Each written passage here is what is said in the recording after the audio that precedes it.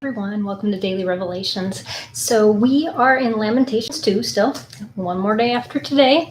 And today, your lesson had you do the who, what, why, where, when, how. And I hope that was a really good exercise for you. So on the back of my planner, since I printed off 2 pages, I went through and listed all those out. And I got to the why. And that made me dig further. And so maybe the who made you dig further.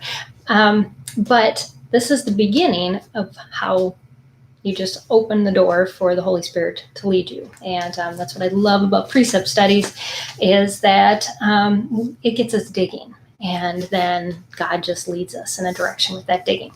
So the why. Why were the Israelites in the situation they were? Well, verse 14 is what I wrote for my why. Your prophets have seen for you false and foolish visions. I won't read I'll read it out of the book text. And they have not exposed your iniquity. So as to restore you from captivity.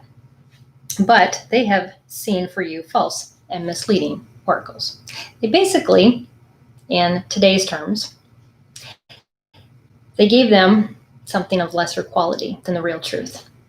Hey, Daria. Thanks for joining me. I'm so glad that you love the studies. I did change it up. You'll have to let me know some feedback on how you like the new setup. So I looked at this verse, and I just went, well, I want to dig into that a little further. And so where that led me was Jeremiah 23:28, which says, the prophets who have a dream may relate his dream, but let him who has my word speak my word of truth. What does straw have in common with grain? Declares the Lord. When we get interpretations of what God says through other people, it's like eating straw. I don't know if you know anything about the difference between straw and grain, but what's left over, the junk that is just used for animal bedding, is what's left. And the grain is taken off. That's what has the nutritional value. And I kind of thought of it in today's terms. It's like snack food. There's nothing in it but sugar and some starches and salt and all those things that really aren't going to sustain you very long. But yet we grab at those things because they're close to us, and we don't train ourselves to wait until the real meal is coming. We spoil our dinner. We feed on things that aren't really sustaining. And as I've been doing intermittent fasting because of my health issues, I have found that it's so much parallels how we need to do this spiritually. Is if we have a good meal, we store all that good nutrition up.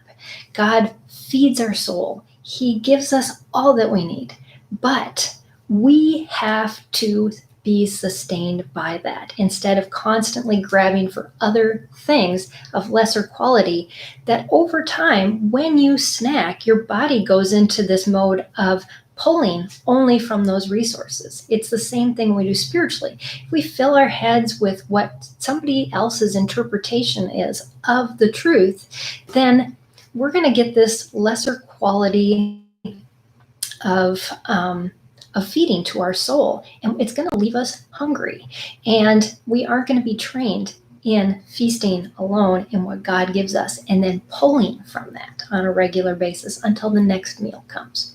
So the great thing is God gives us a feast whenever He makes time for us to have that feast.